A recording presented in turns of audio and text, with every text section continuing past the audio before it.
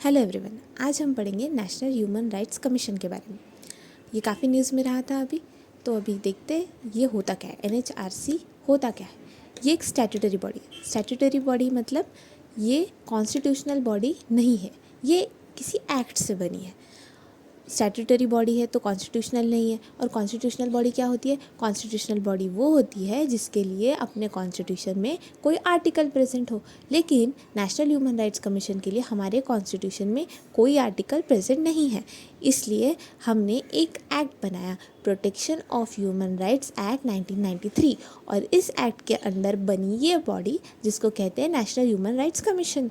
तो क्या हो गई, एक्ट के अंदर अगर कोई बॉडी बन रही है तो वो होगी स्टैट्यूटरी बॉडी। ओके, इसके लिए आर्टिकल नहीं होता, आर्टिकल नहीं होता और एक्ट होता है। तो एक्ट कौन सा है? Protection of human rights act 1993, विच है protection of human rights act 1993। Okay, अभी इस बॉडी में मेंबर्स कितने होते हैं? एक ही मेंबर होता है? नहीं, मल्टी मेंबर बॉडी है, मतलब एक से ज़्यादा मेंबर है। एक होगा चेयरपर्सन प्लस 5 मेंबर्स, मतलब टोटल कितने जन हो गए? 6 जन हो गए। तो एक चेयरपर्सन प्लस 5 मेंबर्स, तो नेशनल ह्यूमन राइट्स कमीशन में 1 चेयरपर्सन प्लस 5 मेंबर्स। ओके, अभी एलिजिबिलिटी क्राइटेरिया क्या है? चेयरपर्सन कौन बन सकता है? हम बन सकते हैं क्या? नहीं। चेयरपर्सन कौन होना चाहिए? ही और she should be a retired chief justice of India. एक तो retired chief justice of India हो, या और अ जज ऑफ द सुप्रीम कोर्ट, या फिर जो कोई भी अभी एक सुप्रीम कोर्ट में एक जज की पोजीशन पे वो पर्सन बन सकता है चेयरपर्सन। तो कोई भी retired chief justice of India मतलब the highest position chief justice, लेकिन सर्विंग नहीं, जो रिटायर हो चुके हैं ऐसे चीफ जस्टिस। वैसे हमारे प्रेजेंट में चीफ जस्टिस कौन है? 52nd चीफ जस्टिस है हमारे भूषण गवई जी, करेक्ट। और इसके पहले कौन थे? 51st संजीव खन्ना। तो संजीव खन्ना बन सकते हैं क्या? हाँ, वो रिटायर हो चुके हैं तो वो चेयरपर्सन बन सकते हैं, लेकिन वो फिलहाल एनएचआरसी के चेयरपर्सन नहीं है। आप कमेंट सेक्शन में ज़रूर बताइएगा कि एट प्रेजेंट चेयरपर्सन कौन है एनएचआरसी का। ठीक है, तो चेयरपर्सन कौन होना चाहिए? Retired chief justice of India और अ जज of the supreme court. Members के लिए भी कुछ कंडीशंस है। अभी 5 मेंबर्स है, तो पहला एक मेंबर ऐसा होना चाहिए, ही शुड बी सर्विंग, या तो सर्विंग हो या तो रिटायर्ड हो, जज ऑफ द सुप्रीम कोर्ट। मतलब एक मेंबर या जज हो सुप्रीम कोर्ट का, चाहे वो सर्विंग हो या रिटायर्ड, डजेंट मैटर। ओके, दूसरा मेंबर ऐसा हो या सर्विंग या रिटायर्ड हो chief justice of high court, मतलब हाई कोर्ट का चीफ जस्टिस होना चाहिए, लेकिन सुप्रीम कोर्ट का जज भी होगा तो चलेगा। तो हाई कोर्ट का चीफ जस्टिस, सुप्रीम कोर्ट का जज, ठीक है। अभी बाकी बचे 3 लोग, 5 पढ़े थे ना हमने, तो ये एक की कंडीशन, दूसरी कंडीशन, 3 बचे हैं, उनमें से एटलीस्ट एक वुमेन होनी ही चाहिए। At least 1 should be women. At least 1 women मतलब क्या? एक वुमेन तो हो सकती है, एक से ज़्यादा भी हो सकती है, लेकिन एक कंपलसरी होनी चाहिए। ओके, फिर ये 3 लोग कैसे होने चाहिए? इनके पास नॉलेज होना चाहिए ह्यूमन राइट्स के बारे में, या तो प्रैक्टिकल एक्सपीरियंस होना चाहिए with respect to human rights. इस फील्ड में प्रैक्टिकल एक्सपीरियंस होना चाहिए। ओके, तो मेंबर शुड बी सर्विंग और रिटायर्ड जज ऑफ सुप्रीम कोर्ट और सर्विंग और retired chief justice of high court, 3 person जिनके पास नॉलेज हो। देखो, अभी अगर सर्विंग हो, रिटायर्ड होगा तो ठीक है, उन पे किसी का ऑब्लिगेशन नहीं है, लेकिन अगर जज सुप्रीम कोर्ट का सर्विंग हो या तो चीफ जस्टिस हाई कोर्ट का सर्विंग है, मतलब वो अभी भी काम करे, ऐसे जज को सिटिंग जज, उनको सिटिंग जज बोलेंगे ऑफ सुप्रीम कोर्ट, और सिटिंग जज उनको अपॉइंट करना है तो पहले कंसल्टेशन लेना पड़ेगा चीफ जस्टिस ऑफ इंडिया का। मतलब उनको अपॉइंटमेंट करना है तो किसका कंसल्टेशन चाहिए? चीफ जस्टिस ऑफ इंडिया से कंसल्ट करना पड़ेगा सर्विंग के लिए, रिटायर वाले के लिए तो नहीं। ठीक है, ये फुल टाइम मेंबर्स हो गए अपने, एक चेयरपर्सन 5 मेंबर्स। इसके अलावा 7 मेंबर्स ऐसे हैं जो एक्स ऑफिशियो है। एक्स ऑफिशियो मतलब उनकी कुछ पोस्ट है, तो उसके साथ ये ऑटोमेटिकली मेंबर्स बन जाएंगे एनएचआरसी के। ये फुल टाइम और ये एक्स ऑफिशियो मेंबर्स। देखो, एक्स ऑफिशियो का एक एग्जाम्पल ये है समझने के लिए। आपको पता है वाइस प्रेसिडेंट हमारे इंडिया का होता है, वो क्या होते हैं? वो एक्स ऑफिशियो चेयरमैन होते हैं, किसके? राज्यसभा के। मतलब अगर कोई बंदा वाइस प्रेसिडेंट बन गया तो ऑटोमेटिकली वो राज्यसभा का चेयरमैन बन जाएगा, इसे बोलते हैं एक्स ऑफिशियो। तो ऐसे 7 एक्स ऑफिशियो मेंबर्स होते हैं। देखते हैं कौन कौन होते हैं। तो चेयरपर्सन्स होते हैं कौन से कमीशन के? National commission for minorities national commission for minorities, national commission for एससीज, STs, national commission for women, national commission for backward classes. ये सब के लिए अलग अलग कमीशन है, एग्जिस्ट करते हैं।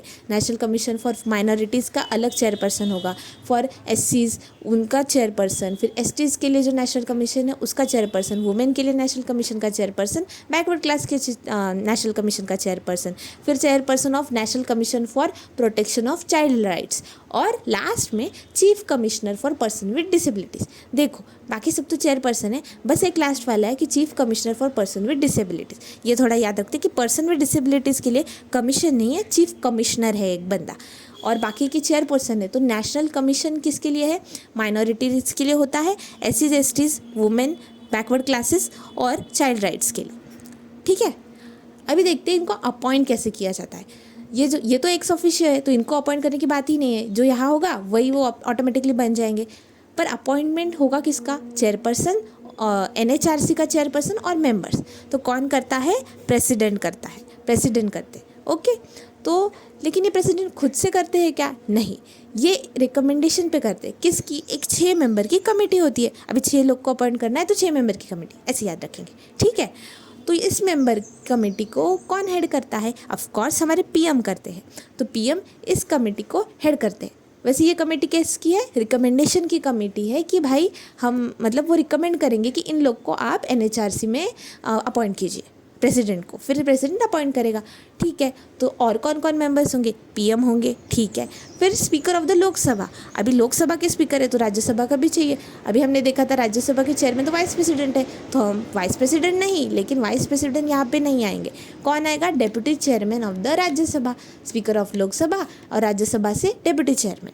ठीक है, फिर लीडर्स ऑफ अपोजिशन, अपोजिशन की भी राय चाहिए, इसलिए ताकि बैलेंस बना रहे, इसलिए अपोजिशन के लीडर दोनों हाउस के, दोनों हाउस मतलब कौन से? लोकसभा और राज्यसभा, दोनों हाउस के लीडर्स ऑफ अपोजिशन। और छठा है सेंट्रल होम मिनिस्टर। अभी ये थोड़ा यहाँ पे इररिलेवेंट लगेगा कि होम मिनिस्टर क्यों, लेकिन ना देखो एक चीज़ है कि ना एनएचआरसी को ग्रांट्स देते हैं। कौन सी ministry? Ministry of home affairs. C NHRC receives grants in aid, मतलब पैसे की बात कहाँ से? हर साल मिलता है, कहाँ से? मिनिस्ट्री ऑफ होम अफेयर्स से। तो ऐसे याद रखना कि grants in aid every year from ministry of home affairs, government of India. इसलिए होम मिनिस्टर भी 6 मेंबर कमेटी में होता है, तो सेंट्रल होम मिनिस्टर भी यहाँ पे होंगे 6 मेंबर की कमेटी में, जो रिकमेंड करती है। PM, speaker of Lok Sabha, deputy chairman of Rajya Sabha, leaders of opposition in both houses और central home minister. Okay, appoint तो कर लिया। अब देखते हैं इनका टर्म कितना होता है। टर्म होता है 3 साल, 3 ईयर्स या फिर अंटिल 70 ईयर्स एज, जो भी पहले हो, विच एवर अर्लियर। मतलब अगर मैं आज 68 ईयर्स की हूँ और मैंने ज्वाइन किया तो 2 साल में मैं 70 ईयर्स की हो जाऊँगी, तो मैं तभी मेरा टर्म ख़त्म हो जाएगा। मुझे 3 साल मतलब 3 साल का मेरा टर्म नहीं रहेगा, फिर मैं 3 साल नहीं कंटिन्यू कर पाऊँगी, क्योंकि पहले ही 70 साल की हो जाऊँगी। ये इसे बोलते हैं विच एवर अर्लियर, मतलब पहले अगर 70 साल के हो गए तो, या फिर पहले 3 साल, अभी सपोज करो मैं 65 की हूँ तो मैं तो 3 साल में 68 की हो जाऊँगी ना, 70 की नहीं। तो मतलब 3 साल पहले ख़त्म हो गए तो फिर मेरा टर्म ख़त्म हो जाएगा, ऐसा। तो इस केस में कैसा था कि 3 साल ये छोटा टर्म है, और 68 की एज में हो तो 70 ईयर्स ये छोटा टर्म है। तो मतलब जो कम टर्म होगा वो हो जाएगा अपना टर्म, मतलब या तो 3 साल होगा पूरा टर्म, या तो 70 साल की उम्र तक। ठीक है, फिर इनका रीअपॉइंटमेंट हो सकता है क्या? हाँ, ये रीअपॉइंट किए जा सकते हैं। रीअपॉइंटमेंट कहाँ? यहीं पे, इसी प्लेस पे, मतलब मेंबर है तो चेयरपर्सन फिर से मेंबर बन गया, ऐसा एक्सेट्रा ऐसे बन सकते हैं। फिर से मेंबर्स बन रहे, फिर से चेयरपर्सन बन रहे। लेकिन इनका टेन्योर जब ख़त्म हो जाता है एनएचआरसी में, तो मेंबर्स और चेयरपर्सन एलिजिबल नहीं है for further employment under state या सेंट्रल गवर्नमेंट। सेंट्रल या स्टेट गवर्नमेंट में इनको आगे एम्प्लॉयमेंट नहीं मिल सकता, मतलब कोई भी जॉब में ये नहीं आ सकते।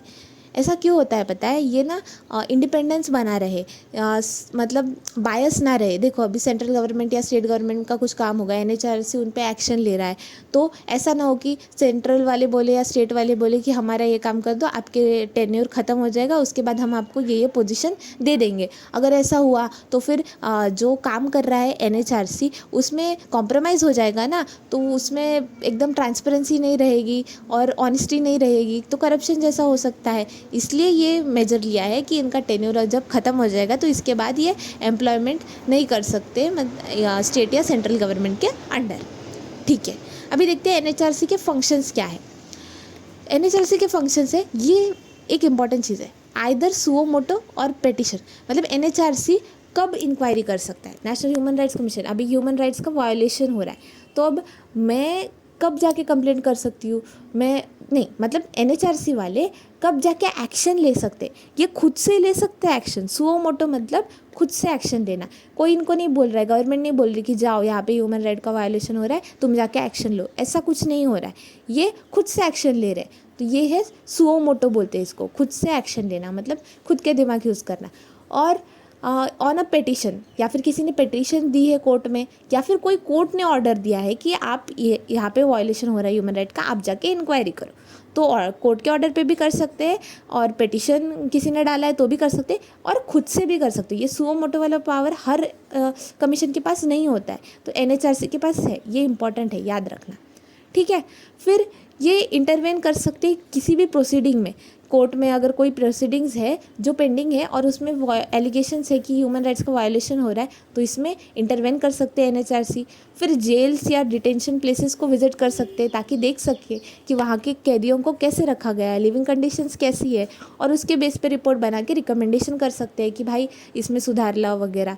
फिर उसके बाद हाँ, ये इंपॉर्टेंट है, सीधा सीधा पूछ लेता है, ये कॉन्स्टिट्यूशनल और अदर लीगल सेफगार्ड्स को रिव्यू कर सकता है for protection of human rights.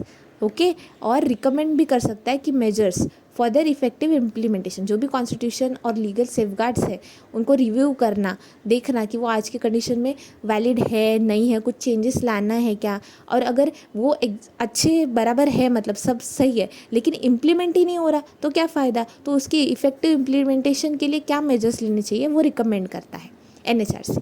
फिर review factors including acts of terrorism that inhibit the enjoyment of human rights का इंजॉयमेंट में कोई भी फैक्टर जो इनहिबिट कर रहे हैं, मतलब रोक रहे हैं, ऐसे फैक्टर्स को निकालना, फिर उनको रिव्यू करना और रिकमेंड करना कि इसकी जगह और क्या किया जा सकता है। फिर इंटरनेशनल, हाँ और एक चीज़, ये ना इंटरनेशनल ट्रीटीज़ या फिर इंस्ट्रूमेंट जो कि ह्यूमन राइट्स पे है, ऐसे स्टडी कर सकते हैं, फिर अंडरटेक रिसर्च, प्रोमोट कर सकते हैं रिसर्च, और अवेयरनेस फैला सकते हैं ह्यूमन राइट्स के बारे में। तो ह्यूमन राइट्स लिटरेसी, और एनजीओज़ के साथ भी मिलकर काम कर सकते हैं, तो उनको एनकरेज कर सकते हैं कि आप मतलब एनजीओज़ को इस फील्ड में काम करने के लिए। तो ह्यूमन राइट्स के बारे में बेसिकली अवेयरनेस, लोगों को अवेयर कराना कि क्या राइट्स हैं उनके। ठीक है, इनका हेडक्वार्टर होता है न्यू दिल्ली में। फिर ये इस्टेब्लिश कर सकते हैं offices in other places in India, मतलब ये कहीं पे भी ऑफिस अपना इस्टेब्लिश कर सकते हैं, ऐसा कुछ रेस्ट्रिक्शन नहीं है कि आपको यहीं पे करना है। ऐसा इनके पास पावर होता है कि ये खुद का प्रोसीजर खुद रेगुलेट कर सकते हैं। इनका प्रोसीजर क्या होगा इस कमीशन का, ये खुद डिसाइड कर सकता है कमीशन। फिर इसके पास सारे पावर्स होते हैं सिविल कोर्ट के, सारे पावर्स होते हैं सिविल कोर्ट के, और इनकी प्रोसीडिंग्स को एक जुडिशियल कैरेक्टर होता है। Their proceedings have a judicial character, मतलब इन्वेस्टिगेट करना, इंक्वायर करना, ये सब आता है। ठीक है, ये सब ये कर सकते हैं। फिर ये इन्फॉर्मेशन या रिपोर्ट ले सकते हैं फ्रॉम सेंट्रल या स्टेट गवर्नमेंट, या फिर कोई भी अथॉरिटी जो इनसे नीचे है, सेंट्रल या स्टेट गवर्नमेंट के अंडर आती है, उनसे रिपोर्ट मांग सकते हैं या फिर इन्फॉर्मेशन मांग सकते हैं कि बताओ ये ऐसा क्यों है, एक्सेट्रा टाइप्स। फिर इनके पास खुद का इन्वेस्टिगेटिंग स्टाफ तो होता ही है कि भाई कुछ इंसिडेंट हुआ तो इन्वेस्टिगेट करने के लिए इनका खुद का स्टाफ तो है ही, लेकिन इनके पास ऐसा भी पावर है कि ये यूटिलाइज़ कर सकते हैं ये सर्विसेज किसी और ऑफिसर की, मतलब उनको बोल सकते कि आप इस पे इन्वेस्टिगेट करो, या फिर सीबीआई या फिर जैसी सेंट्रल एजेंसीज है, सेंट्रल गवर्नमेंट की, स्टेट गवर्नमेंट की इन्वेस्टिगेशन एजेंसीज को भी यूज़ कर सकते हैं ताकि इन्वेस्टिगेशन के लिए, इनके खुद के इन्वेस्टिगेशन के लिए ये बाकी लोगों का भी यूज़ कर सकते हैं, ऐसा पावर्स है इनके पास।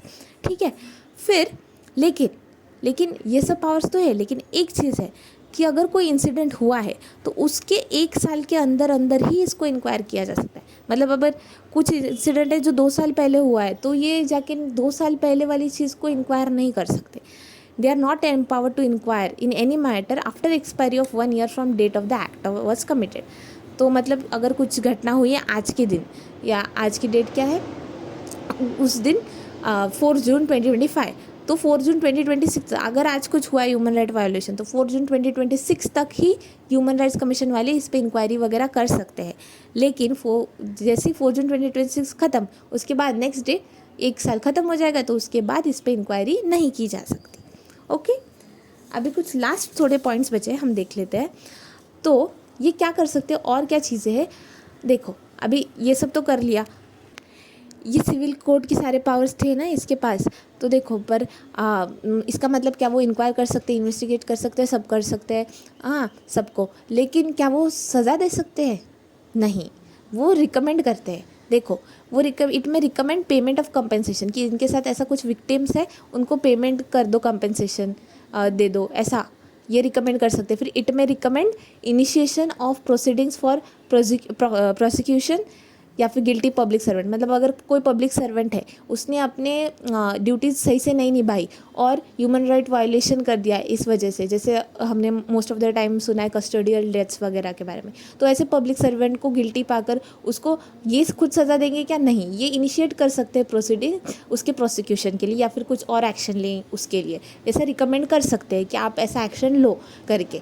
फिर ये रिकमेंड कर सकते हैं ग्रांट ऑफ इमीडिएट, मतलब interim relief to the victim, अगर कोई विक्टिम है उसको मतलब फटाक से अभी के अभी रिलीफ कर दो बाबा, ऐसा ये खुद कर सकते क्या? नहीं, ये रिकमेंड करते हैं कि ऐसा कीजिए, ठीक है। और ये खुद अप्रोच कर सकते हैं सुप्रीम कोर्ट या हाई कोर्ट को कंसर्न फॉर, जो भी स्टेट का हाई कोर्ट होगा, फॉर नेसेसरी डायरेक्शंस ऑर्डर और रिट, या फिर इशू कराने के लिए, रिट्स इशू कराने के लिए, ऑर्डर्स डायरेक्शन कुछ इशू कराने के लिए ये खुद अप्रोच कर सकते हैं सुप्रीम कोर्ट या हाई कोर्ट को। देखो अगर मतलब सिविल कोर्ट का पावर्स है इसके पास, लेकिन खुद सज़ा नहीं दे सकते। ओके, तो ये रिकमेंडेटरी नेचर की बॉडी है, मतलब ये रिकमेंडेशन दे सकती है, लेकिन इसके रिकमेंडेशंस बाइंडिंग नहीं होते, मतलब इसके रिकमेंडेशन सुनने ही है ऐसा ज़रूरी नहीं है। लेकिन 1 महीने के अंदर अंदर आपको बताना पड़ेगा, मतलब गवर्नमेंट को बताना पड़ेगा कि क्या एक्शंस लिए गए, जिसको इसने रिकमेंड किया उसको बताना पड़ेगा 1 महीने के अंदर कि इसके रिकमेंडेशन पे एक्शन क्या लिए है, अगर नहीं लिया है तो एक्शन क्यों नहीं लिया है, ये सब बताना पड़ता है 1 महीने के अंदर। लेकिन आर्म फोर्सेस के केसेस में क्या होता है, इसके पावर थोड़े लिमिट हो जाते हैं। पावर्स अगर आर्म फोर्सेस के मेंबर्स के द्वारा अगर वायोलेशन हुआ है ह्यूमन राइट्स का, तो क्या होगा, तो ये डायरेक्टली रिकमेंड ऐसा कुछ नहीं कर सकते, ये क्या करते हैं, एक रिपोर्ट मांगते हैं सेंट्रल गवर्नमेंट से, फिर सेंट्रल गवर्नमेंट को बोलते हैं, रिकमेंडेशन देते हैं, फिर 3 महीने के अंदर अंदर सेंट्रल गवर्नमेंट इनको इन्फॉर्म करना चाहिए कि क्या एक्शन लिया और क्या एक्शन नहीं लिया या फिर क्यों नहीं लिया। तो देखो नॉर्मल केस में 1 महीना था, लेकिन आर्म फोर्सेस केस में 3 महीने का टाइम है, ठीक है। अभी ये कमीशन के एनुअल रिपोर्ट सेंट्रल और स्टेट गवर्नमेंट, जो भी स्टेट गवर्नमेंट कंसर्न है वो स्टेट गवर्नमेंट को, अगर और स्टेट मतलब देखो अभी कोई स्टेट में कुछ हुआ था और वहाँ पे कुछ काम किया तो उस स्टेट गवर्नमेंट को, फिर सेंट्रल गवर्नमेंट को तो देंगे ही, एनुअल रिपोर्ट देते हैं और ये लेजिस्लेचर के सामने रखा जाता है with memorandum of action. Memorandum of action मतलब क्या, कि उन्होंने जो रिकमेंडेशन दिया था उस पर क्या क्या एक्शन लिया गया और नहीं लिया तो क्यों नहीं लिया गया, ऐसा। और ये देखो हमने देखा था, receives grants in aid every year from home, ministry of home affairs, ठीक है। इतना तो हो गया। अभी देखते हैं इनको लास्ट पॉइंट कि इनको निकाला कैसे जा सकता है। ये अभी अपॉइंट जिसने किया वही निकाल सकता है, कौन? प्रेसिडेंट। तो प्रेसिडेंट ने अपॉइंट किया था, प्रेसिडेंट रिमूव कर सकता है। कौन से केसेस में रिमूव कर सकता है? If adjust insolvent. If adjust insolvent मतलब, अभी इंसॉल्वेंट मतलब क्या होता है कि कंगाल हो जाते हैं, अगर कर्जा ले लिया बहुत सारा और दे नहीं सकते, अभी इनके पास कुछ नहीं है, कंगाल डिक्लेयर कर दिया है बैंक ने, बैंकरप्ट बोल दिया है ये बंदे को, ये किसी को अपना डेट्स भी नहीं चुका सकते, इतने एसेट्स है नहीं इसके पास, अगर ऐसे डिक्लेयर कर दिया है तो तब इसको रिमूव कर सकते हैं मेंबर्स या चेयरपर्सन को।